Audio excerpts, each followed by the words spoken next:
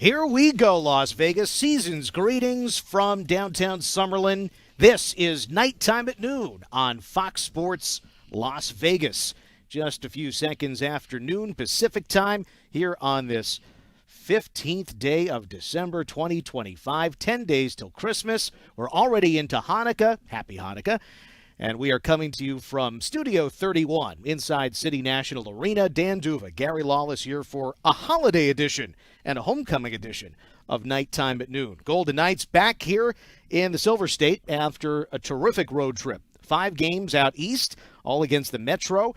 They get 9 out of 10 points, 4-0-1. The only blemish was the shootout loss on Long Island. But after that, the victories in overtime at Philadelphia and then a victory in regulation against the Blue Jackets. So the Knights starting the day, number 1 in the Pacific Division.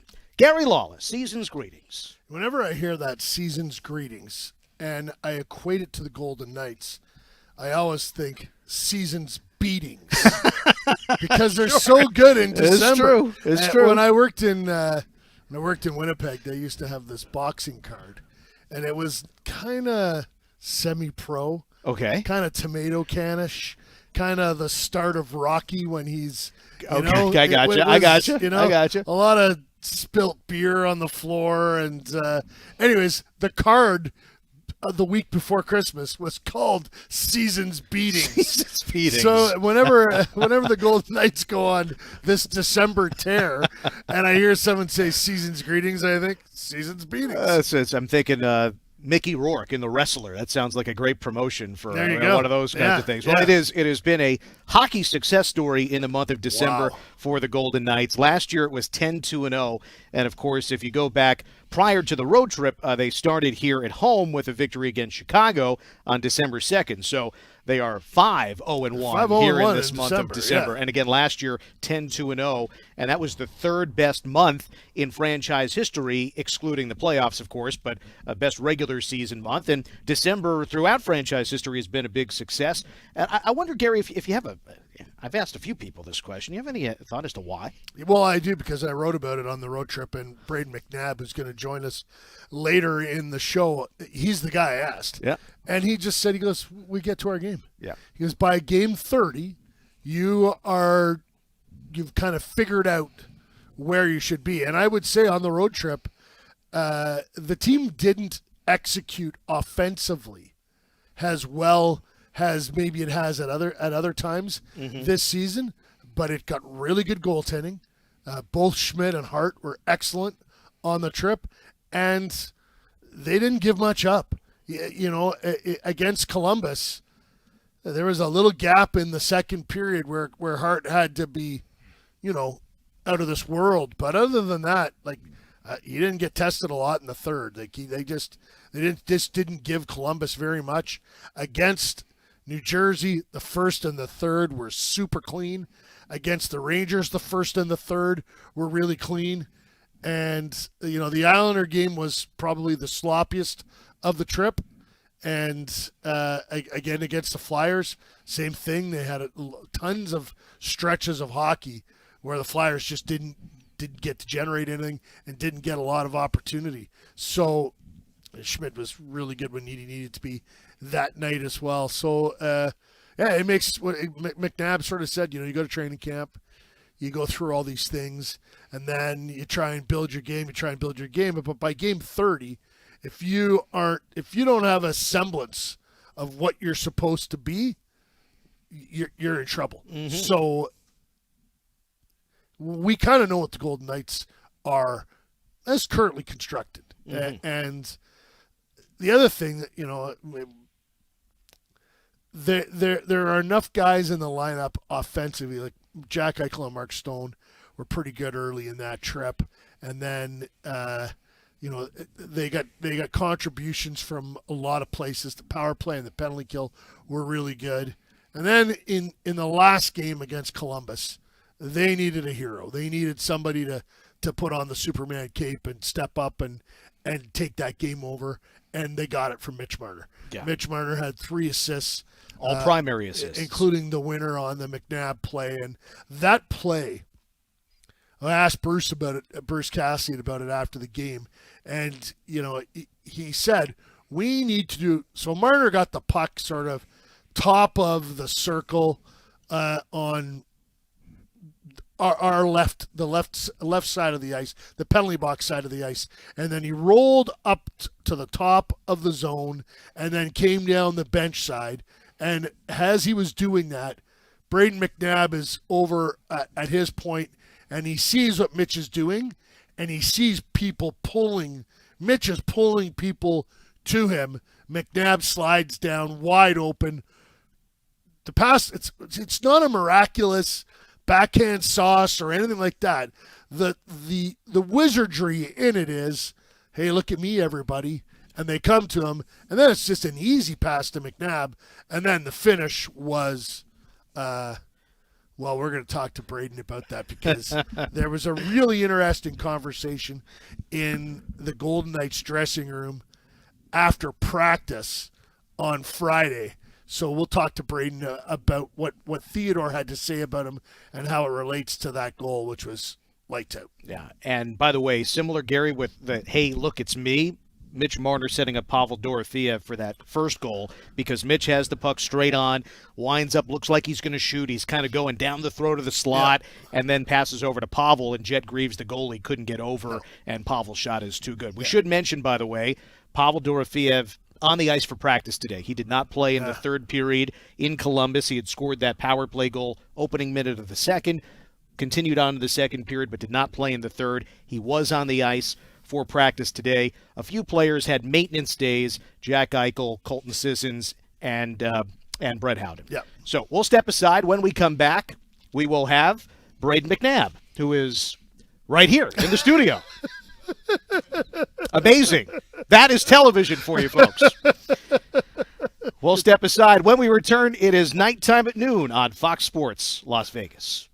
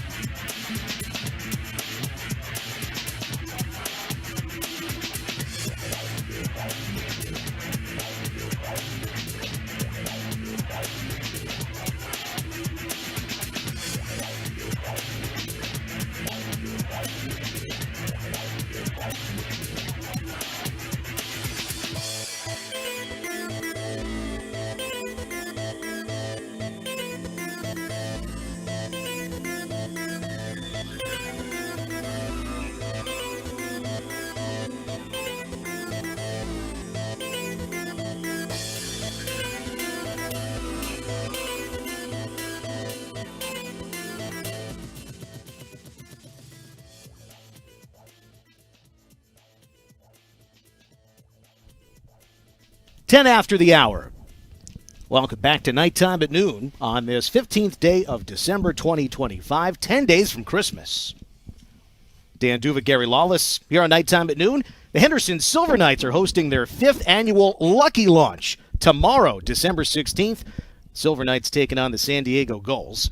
Fans are invited to bring stuffed animals to launch onto the ice after the Silver Knights score their first goal. This is fun stuff. Those cuddly critters will be flying. Every toy will go to local kids for the holidays, and lucky plushies will be available on the concourse, with proceeds going to the Henderson Silver Knights Foundation.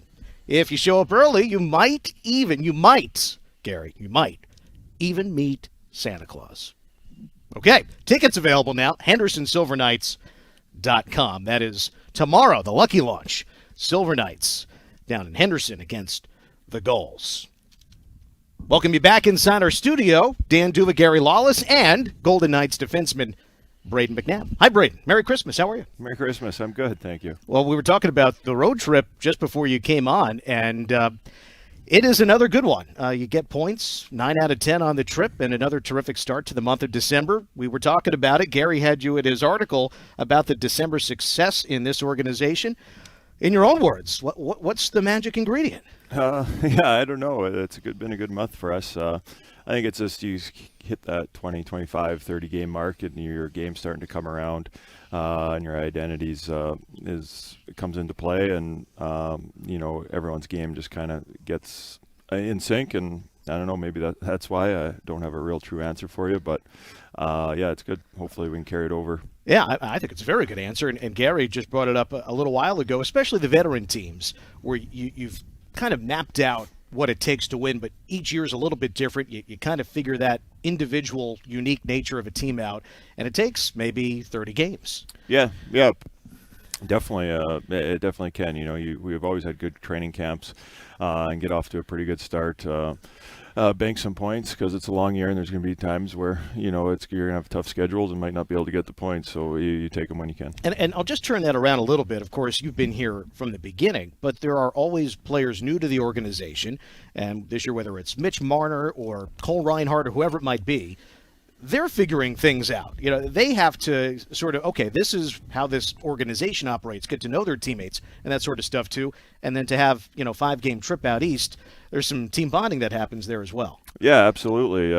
It's huge for the new guys, especially them. So when they can come in and, get to know the guys more, the more games you play, the more comfortable you get on and off the ice. So it's a great thing about those long trips, especially early in the year. Friday afternoon, after practice, I talked to you for a little bit, and then you left, and then Theodore came off the ice, and I went to talk to somebody else, and then he called me over, and he said, hey, how many points did Naber have in his last season of junior? And I said 72. It was 62. But I was like, I think he went on 72, and he was like, and he's like, I think it was more than that. So then we Googled, and it was 62. And I don't know why he was asking that, but then he was talking about, he's got skills. He's offensive. He has sacrificed some of that in order to be one of the best defensive defensemen in the NHL. And also you and Shea have a really good partnership that allows him to do some stuff that, you might be guarding the home front a little more so that he can go off and do his thing. Anyways, the very next night, you score one of the prettiest goals we've seen all year. Great pass from Mitch Marner to you down low, and you puck. Take us from when Mitch gets it kind of on the opposite circle, and you start to creep down. What's going through your mind? Are you sure it was 62 points? I thought it was 72. Might have been 72. I might have it reversed. Yes. It was 102 in the American Hockey League, by the way. Over how many years? 159 games, 102 points in the American Hockey League. Yeah, I didn't almost know that. a point a game. I'm not usually on the right side, so for some reason I think it was maybe kind of part of the breakout. Maybe Theo was getting up, and he was on the left side, and Mitch, he comes up. He likes to come up high and be like at a high F3, and I saw him kind of curling into my my position, so I was just kind of going down low to give him an outlet, I knew I was pretty close to the net, so I was able to take a quick peek, see if there was shot was there, and it was, and fortunately it went in. It was a great shot. Like you hit the top of the net. It was beautifully shot. Well, thank you. Yeah, it was a long time coming to get that first one, so it was nice for it to go in. Were you spurred on by Zach Whitecloud having scored his first the game before? Yeah, well, the D-men are hot, I guess. So right. I was just trying to keep that going. Yeah, I mean, a few people said to us Hutton first scored 2 in that game, Yeah, right? yeah. Against Columbus. Well, yes, he Yeah. scored. Yep, exactly. But Whitecloud getting his first, and a number of people had said to us first Hannafin, then Bruce Cassidy, and then Cole Reinhardt. Both, all three of them, but both players thought that it was Jack Eichel. Yeah, as did I. I was cleaning my visor. I just saw his skates. I'm like, it looked like Jack. So. And then not until you saw the bubble on Zach Whitecloud's face did you realize, oh, that's not Jack. That's actually Zach Whitecloud. That was a heck of a finish. It was a great finish. It was a great goal. And it's good to see. You know, Guy Carbonneau was one of the highest scoring players in the Quebec League history, and then became a perennial Selke winner when he got to the NHL. We just talked about you were very good offensively in junior and in the American League. You make a decision to do different things. Tell us about how you've become the player that you are today in the NHL. Yeah, I think most people, or most guys, I should say, that come into the league are offensive at some point, or in junior for sure, for the most part. And I was given opportunities to be on the power play. I played on the power play a lot in the American League. But when I got up here and had a chance on the power play, it just seemed different, right? So the offense wasn't as great in NHL, and honestly in LA I was kind of in between, still trying to be that offensive guy and being good defensively. But I think when I came here, it kind of changed. I knew my role was right away was to be good defensively, play against top players, and shut them down. So I kind of just grabbed that opportunity and ran with it. And it's been great ever since, and it's a role that I love to do and take a lot of pride in. You're one of the best penalty killing defensemen in the NHL, and the numbers are astounding. You and Theodore, now that Shea is on the penalty kill, you guys have been dynamite. You get a penalty late, a double minor. What's it like for you to have to sit in the box for the rest of the game when that's, I know how much you take a lot of pride in killing penalties. When you can't be out there, what was that like for you? It was painful, yeah. Cover your eyes? Yeah, I mean, as nice as the goal was, the getting dangled and taking a high stick and penalty kind of ruined it for me. But that's never a great feeling. Luckily the guys did a heck of a job. Guys stepped up and didn't give them a whole lot, and it's a tough situation. So kudos to them. And the emergence, of course, Shea Theodore as a penalty killer. I mean, you've been with him for so long, but we're seeing a new chapter of his evolution this season. Increased minutes, we know, without Alex Pietrangelo. Those minutes have to go someplace, but also the penalty killing minutes in particular. How has Shea figured this out to be as good as he's become in a short period of time at penalty killing? Yeah, he's been great. Even 5-on-5, his defensive game has been awesome this year. It's always been there. I think he just kind of has opportunity on the kill now, and he just skates so well, and he can clear the puck. He can get the pucks and clear it, right? And that goes a long ways if you can send the power play down the ice. It takes their momentum away.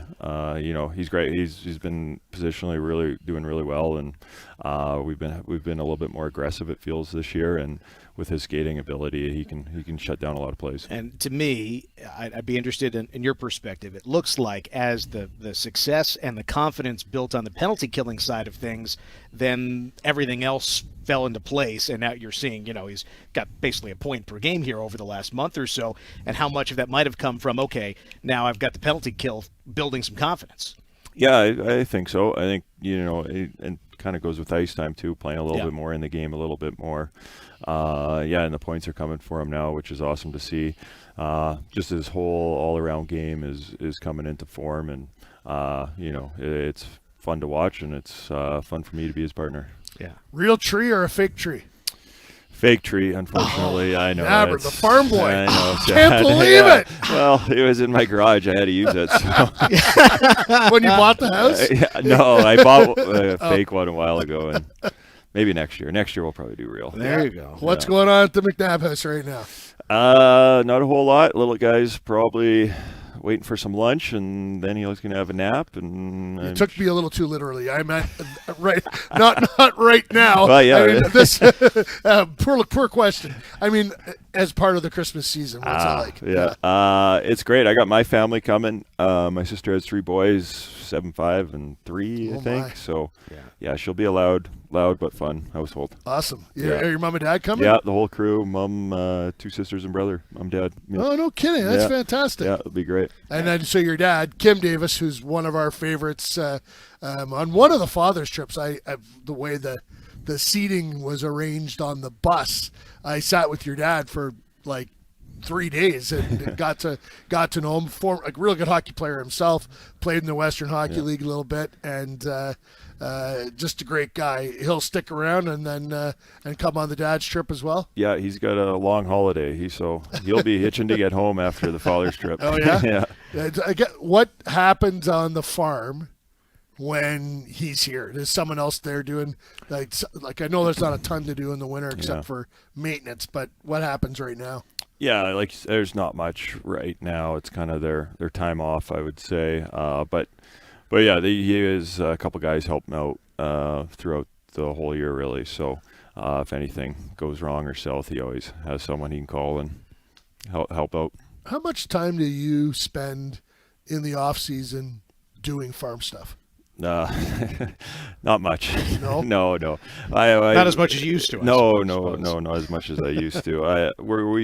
Last couple summers we've been in Calgary for our off season, so I usually try and get home for a week or 2, but it's usually not during harvest. I would like to take my little guy out for harvest, show him how it is. I think he would love that. So one of these years, I'll try and get out late August or something for a weekend and take him on the combine or something. Well, just give us an idea of what harvest is like for a farm family. Like my dad calls it the playoffs for him. Yeah. So yeah, it's if everything goes smooth, it's usually about a month, 10, 15-hour days straight, if depending on the weather. So. And that's Saturday and Sunday too. That's not, that's not Monday to Friday. Yeah. If there's a wedding, I don't think you're going to the wedding either. Yeah, you don't book a wedding on harvest season. No kidding. That's awesome. What was Christmas like growing up for you on the farm? What were the McNab family traditions? Yeah, I think a lot of the same as for a lot of people.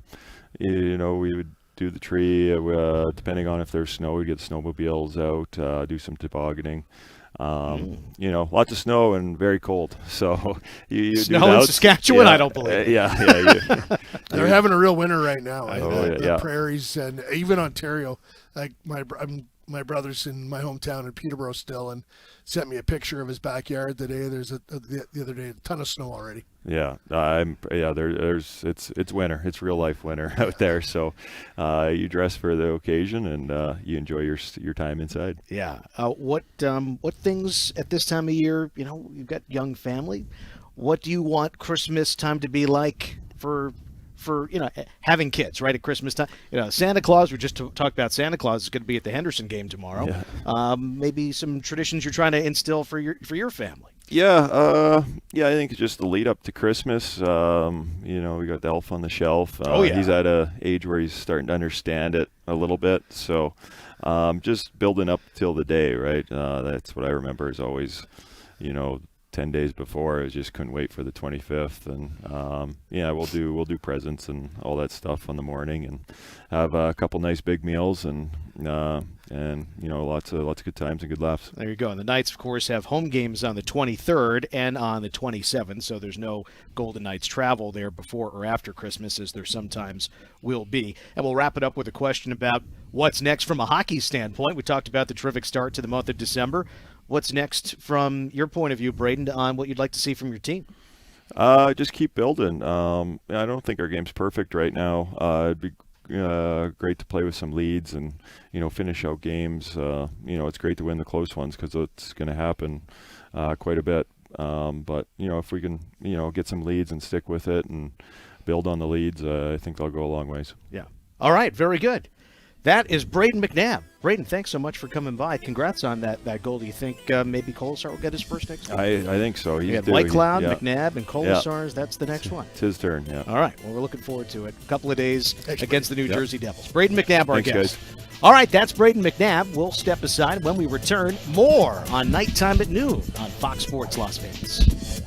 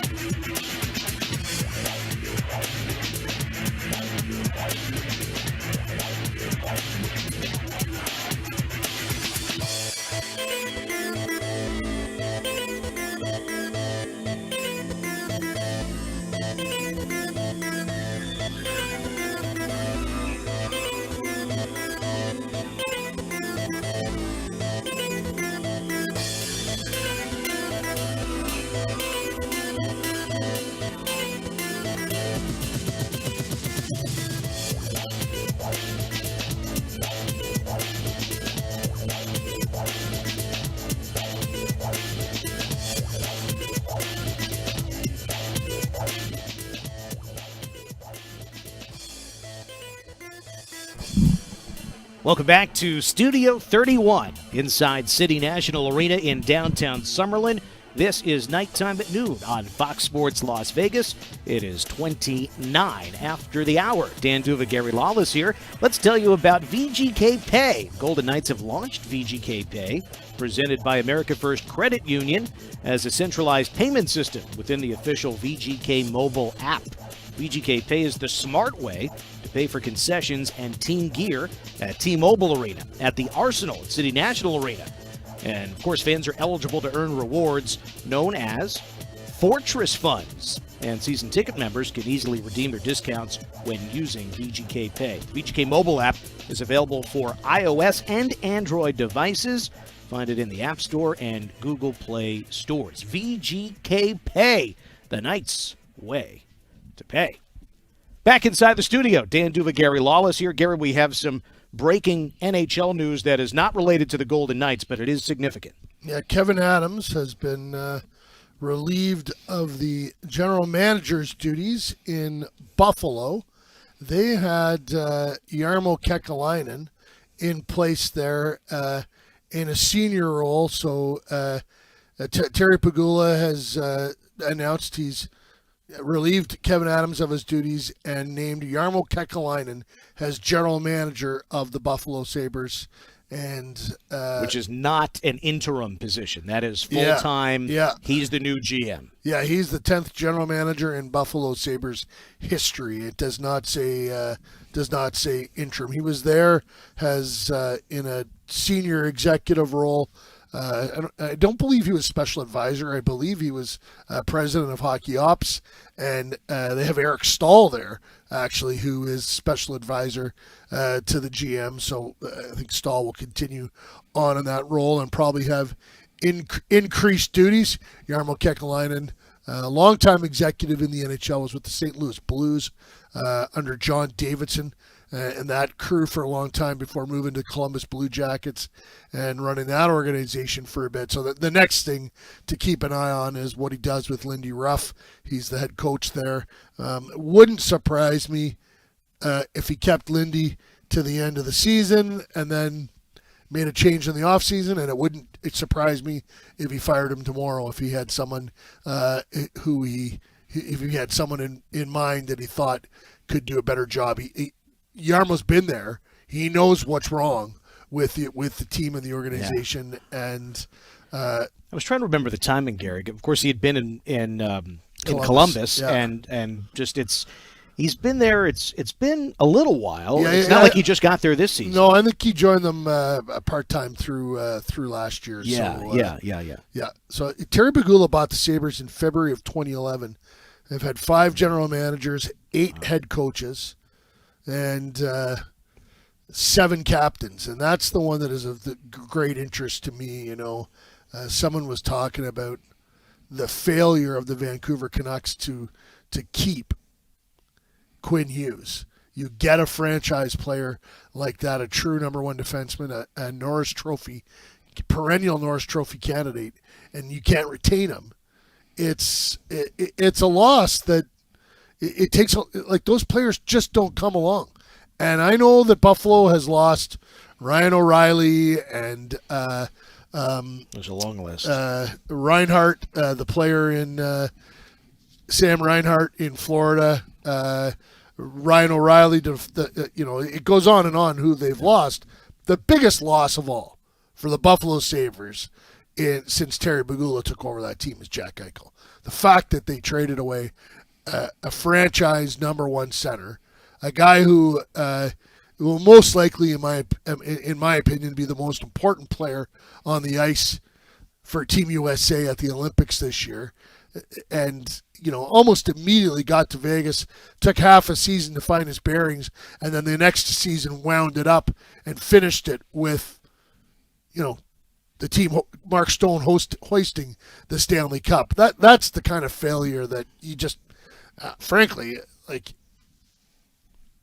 you just can't come back from that. And the Quinn Hughes trade out of Vancouver, I think Zeev Bulliam is going to be a really good player. I think Marco Rossi is, a middle of the lineup center. I think Ogren is the same. Those guys do not add up to Quinn Hughes. Much like Peyton Krebs and Alex Tuck, who are both nice players, don't add up to Jack Eichel. Yeah, they can't all be on the ice at the same time. You can't have 8 guys out there when they only allow 5, right? No. Jack Eichel is that, and Quinn Hughes is that. Studs, basically. There are only so many true studs. Well, Quinn Hughes is the second best defenseman in the NHL. Yeah. And has been for a while and will be for a while. Sure. And is in the same division now as the number 1 best defenseman in the NHL. And Jack Eichel is in the conversation for among the 5 best complete centermen in the NHL. Oh, yeah. 5. Mm-hmm. To me, Kelly McCrimmon has done a lot of good things here. Mark Stone, Alex Pietrangelo, Mitch Marner, huge acquisitions. Jack Eichel is the biggest deal that Kelly McCrimmon has ever swung here. Yeah, it's hard to argue that point, in my opinion. Not only because of what he's done so far, but clearly there's so much more to come. He turned 29 in October. This is right in the meat of his prime. I mean, this is where you still have the physical attributes of youth plus the wisdom of years. It all coincides late 20s into early 30s, said. and that's where he is right now. Yeah. And, I mean, he's right there among the, led the league in scoring for a good chunk of the start of the season, and, had, it was 8 points in a 4-game streak going into last game against the Blue Jackets, and, critical assists. The overtime goal Mark Stone scored, but Jack, makes that play. He's skating, he's putting on a clinic there, and then makes the perfect pass to the back door. So compiling the numbers, but also making significant, timely, clutch, impressive plays. Like, you get both. It's not just one or the other. That to me is among the more impressive things. Not to mention the minutes that he plays too. Yeah. I want to talk about Mark Stone for a quick second. Okay, let's do it. So I just interviewed Mark right after practice for a piece on whether or not he's going to be named to Team Canada for the Olympics. And to me, it's I'll just say this. I'll be shocked if Mark Stone is not named to Team Canada. But there are a number of prediction lists out there right now from qualified people. Mike Johnson and Craig Button do one for TSN. They don't have Mark Stone on the list. So this got me thinking, and I wanted to ask Mark about it. And this article, I'm going to write it later today or early tomorrow, and we'll publish it on Tuesday at some point in time, or maybe even Wednesday. We'll see. I asked him, what do you have to offer? I asked him if he's been playing well enough. He talks about a lot of things. But at the end, I said, what do you have to offer to Team Canada? And he goes, well, this might sound really stupid, and I'm not volunteering to be the 13th forward, but I can go in. I'm really good at coming in and out of your lineup because of all the injuries. Yeah, he's joked found about a way. it. He's joked about it before. He's got experience doing it. That first game back, he's really good. Like he's got a skill that if you need to change the flavor of your team for one game, and you decide to go without him, or if somebody gets hurt. So I said, are you volunteering to be the 13th forward? He goes, no. He goes, but he said, I would rather be the 14th forward and be there than be sitting on a beach in the Bahamas. Oh, my gosh. Well, he's just as competitive as it gets. Yeah. And that just drives him. Yeah. And then off the record, I did say to him, not off the record, but like after we were done talking, I said, well, how would you – actually, he offered it up after he sort of said, there's nothing I can do about it, and either way I'll find the positives in it. I said, so you would understand that if you didn't go, you'd get over that, and, the rest that you could get would be good for the stretch run for the Golden Knights. And he said, yeah, it wouldn't be right away, but yeah. he goes, yeah, I would see the positives in both. Yeah, Mark Stone has now played 15 games this season. Yeah. Points in 14 of them. He had points in the first 14, and only last game, the Columbus game, which the Knights won 3-2 the other day. That was the first game that he played this year in which he did not record a point. But he does have 24 points in 15 games. He had an 8-game scoring streak in his first 8 after returning from injury. He missed 16, so points in the first 6, missed 16, then points in 8 in a row, and then obviously last game was his 15th game. I think if you want to make the argument that there are younger, flashier guys, you can make that argument. But a guy, who knows? If I'm John Cooper, I'm like, okay, I got lots of flash. Yeah. I got McDavid, I've got McKinnon, I've got Marner, I've got a ton of that, I can have this guy that can play on the power play down low. He can kill penalties. He can go in and out of the lineup like he already said. He can play all over the lineup.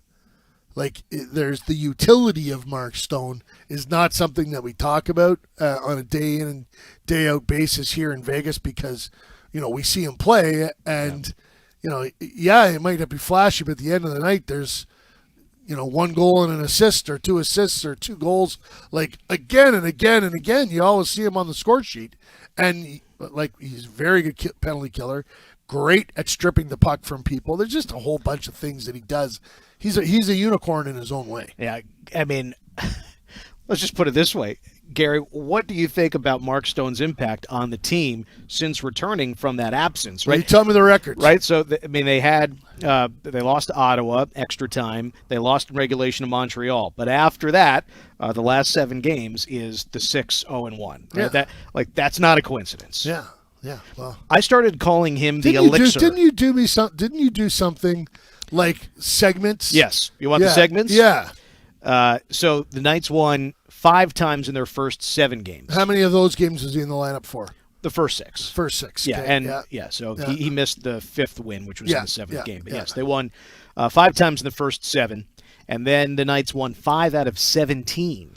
And again, that sort of coincides with his absence. Well, he missed how many games? Did 16. He miss? 16. Yeah. Yeah. So it doesn't line up perfectly, but you're getting the idea, right? And so 5 wins in the first 7, 5 wins in the next 17, and now 6 wins in the last 7. Again, it doesn't align perfectly with, but it's way too much of an indicator to say that Mark Stone very much is, and I use the term elixir to say, when Mark Stone is in the lineup, whoever he's with, whether it's on the power play, even strength penalty, he just makes everybody around him better. I mean that in a hockey sense, but I also mean it in an intangible sense. Bruce Cassidy brought up his leadership. With all respect to the leaders that the Knights have, Alex Pietrangelo was a vocal guy on the bench. Of course, a great leader. There are plenty of other leaders, but not everybody's going to be talking. You can't at the same time. Without Mark Stone and without Alex Pietrangelo, there was not a vocal person of leadership on the bench, and Bruce noticed that.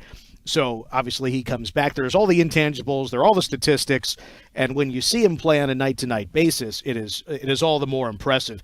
And we should also point out, not to be lost in this, that Braden Bowman has played in the spot where Mark Stone had been the first handful of games of the season, and even upon Stone's return to the lineup, Bowman has stayed there at 5-on-5. Stone went back to the regular power play spot, but every time Bruce Cassidy is asked by the media about Braden Bowman, Mark Stone's name comes up because Bruce said it to the media in Columbus the other day that Bowman's ceiling could look like Mark Stone's, which is not to say he's going to be Mark Stone. Yeah.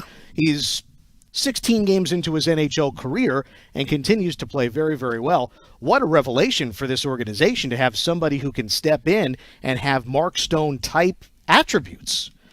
Absolutely. And he's changed the calculus for Kelly McCrimmon, too, because I think Kelly McCrimmon came into the season. He spent a lot of money on Mitch Marner, and that, kind of maybe tied his hands to some degree in fleshing out his forward group. But, I do think Kelly's going to add at some point in time.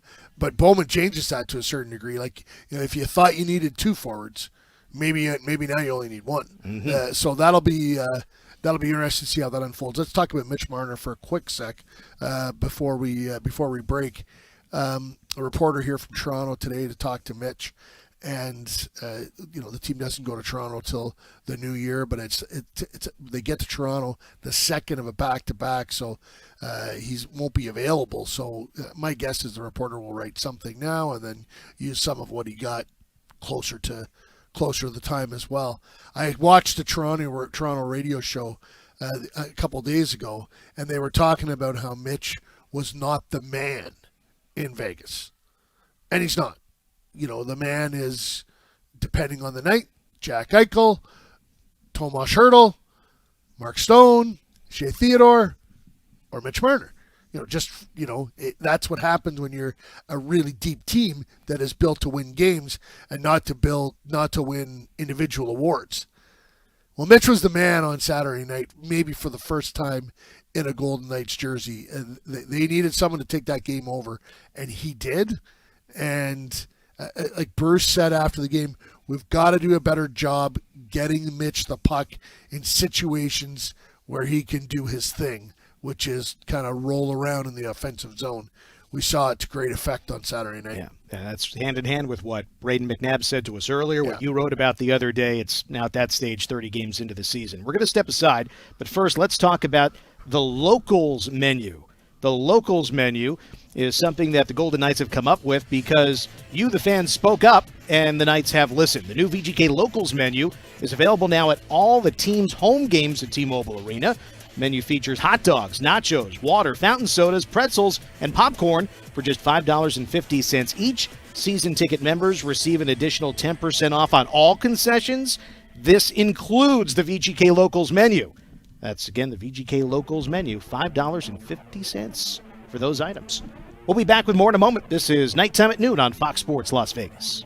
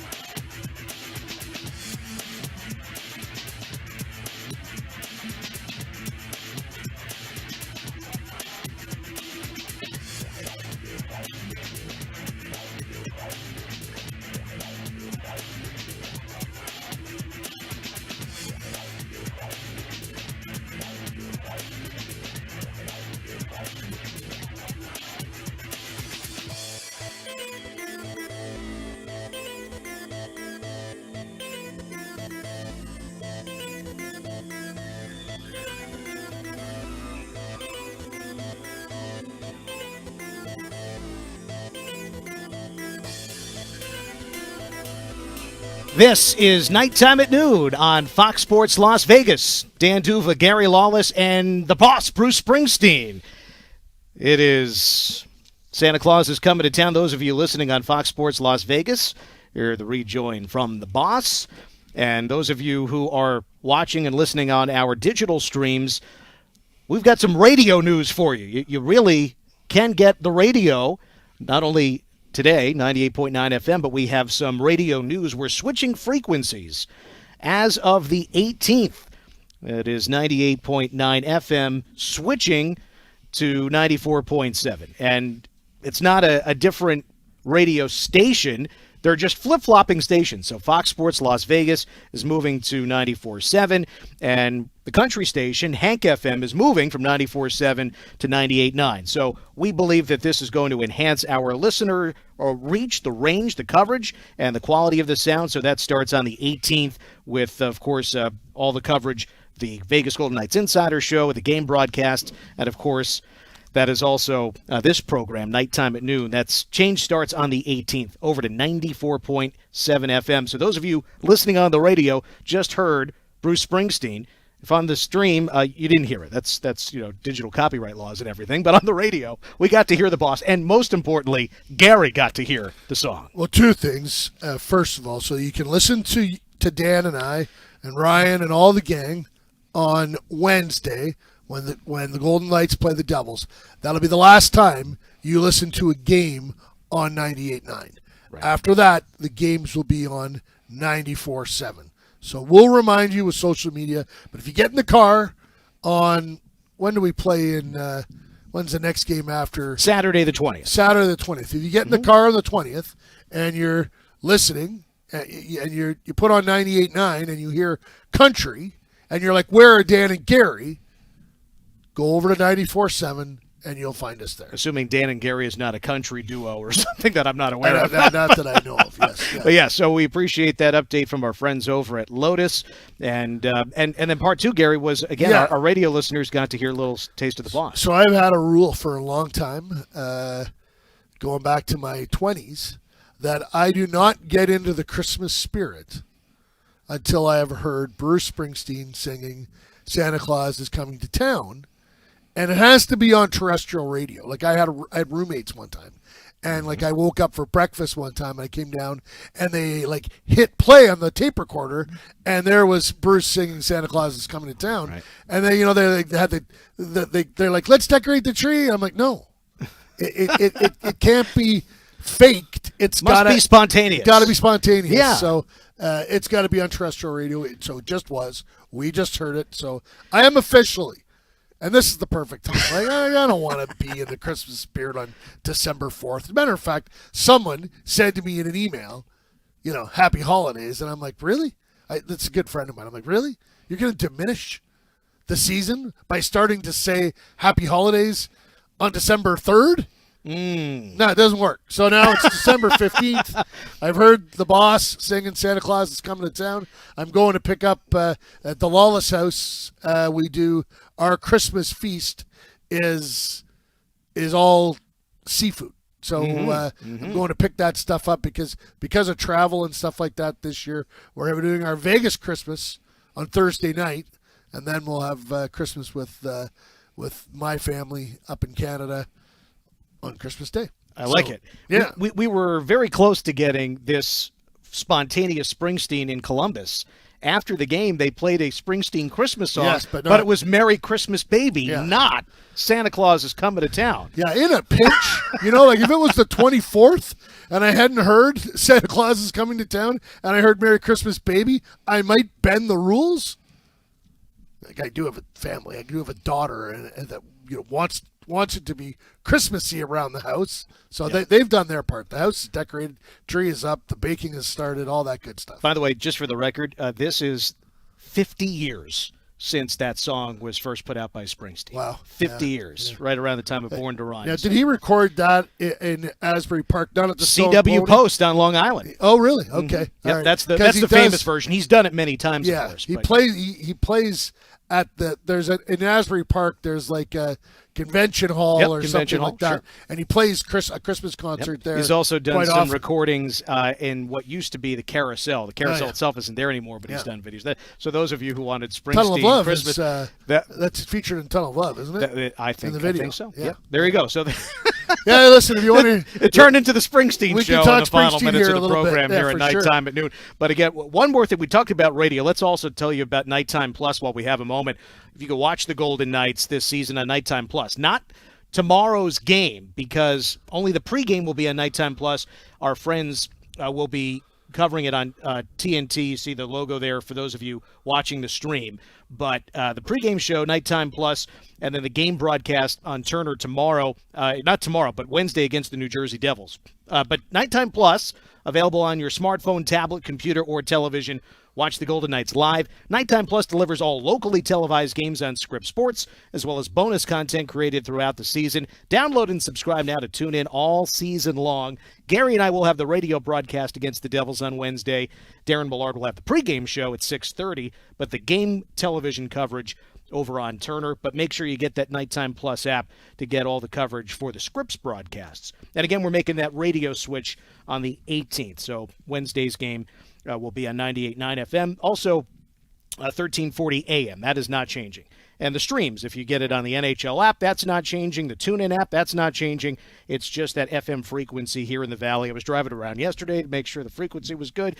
It was good. Well, Gary, we are rapidly running out of time. Quick thought on the Knights and Devils coming up in just a couple of days. Knights, of course, had the victory in New Jersey 3-0 just last week. Yeah, you know, the Devils were scuffling a little bit. They got a win after Vegas left town, and we'll see how they fare. I think the Golden Knights would really like to continue their winning ways at home. Only home for one game before off to Calgary and Edmonton, and then who do they play on the 23rd? San Jose. Mm-hmm. And then it's a 3-day break for Christmas. So we'll see what the Devils have to say for themselves on Wednesday night. Mm-hmm. That'll wrap up our broadcast today. Thanks to Luis and Jeff and Katie. For Golden Knights insider Gary Lawless, Dan D'uva saying goodbye.